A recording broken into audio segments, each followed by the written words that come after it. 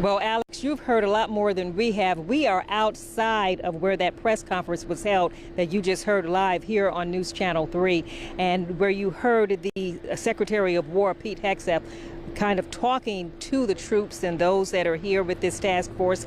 Where we are is outside, and I'm going to step out of the way so you can see.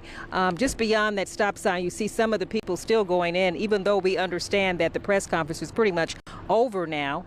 They arrived here into Memphis shortly after around 3:30 this afternoon. Their first stop was the Shelby County Sheriff's Operations Center, the Office of Preparedness, where they had a briefing. Then they moved a short distance away here to where this can be called the Operations Center. And you see a lot of cars here. We saw a lot of people in uniforms walking into the building. And we were told, you see the stop sign there, that the media and the public was not allowed beyond that stop sign. Only people allowed beyond that stop sign were local law enforcement officials, any kind of law enforcement official, national and local officials, only ones. And you see some of them going in there. You see what seems to be maybe some sheriff's officers, and you hear some sirens now. We can only assume that these are officials still passing us. The Sheriff's Department, an escort coming now, bringing in more officials, as you can see here.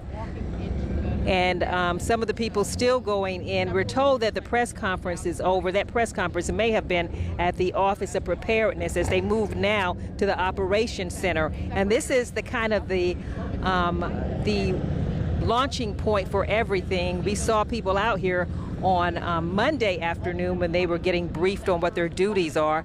And you see a lot of the officials coming in, cars rolling in now. So they are apparently going in to talk to the law enforcement that's on the ground here. And we can only imagine that that's probably some of the attorney generals and their staff, as well as the Secretary of War, coming here.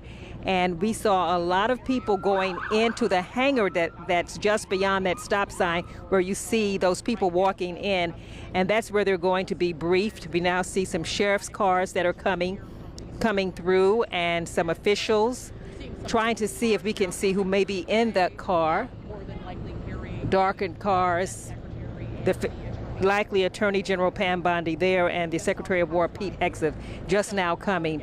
You see the black SUVs that are coming in, going toward that hangar where the briefing will be held with the law enforcement that are on the ground here in Memphis. Of course, this has gained a lot of attention nationally, put us in the national spotlight, and now with two local national officials coming here to just see how things are going on the ground is what we're looking at, and getting a lot of attention. They have blocked off the road at the end of Farm Road near Nixon. They have blocked off part of it, so there's only one way in. And right now, the only people who are allowed down where you see all the dark cars will be the law enforcement. No local media, no civilians, everybody else blocked off.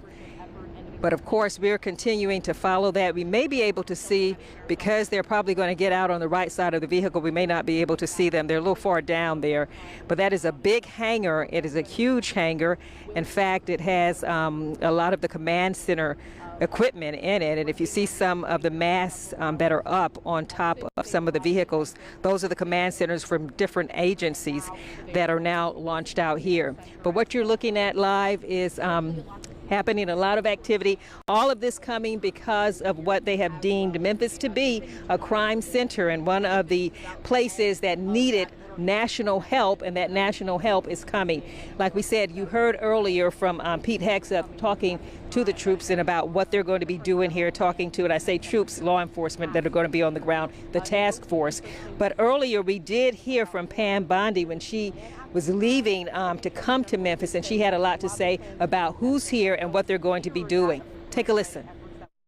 We have DEA, ATF, FBI, U.S. Marshals, all working hand in hand with the National Guard, with Secretary Noem and DHS, and with all of our partners on the ground, local law enforcement as well, to help keep Memphis safe and make Memphis safe, because it's been horrendous out there. People saying it's been horrendous, and they're saying they're going to get the criminal element out of Memphis. They're going to weed out this criminal element, and that's what they're here to do. And as they go into the hangar there to talk to all of the task force members from DEA, ATF, local sheriff's department, Memphis Police, we've seen them all, the Tennessee Highway Patrol, they're going to be hearing what's going on and maybe even some more rallying points about what they need to be doing on the ground here in Memphis. Of course, like I said, we're being kept back. Hopefully at some point we will be able to hear what they say there and be able to bring that to you. I'm News Channel 3's April Thompson reporting live at Shelby Farms. All right, April, thank you very much for that coverage. Definitely a sight we have not seen before in the city of Memphis and in the Mid-South. Of course, earlier this week during a speech to America's generals and admirals, the president says he urged Hegseth to use dangerous cities as a training ground. Now, regarding the National Guard, of course, yesterday we had a chance to hear from Police Chief C.J. Davis saying we could see the National Guard actually arriving in Memphis in about 2 weeks. Of course, we'll keep you posted on that.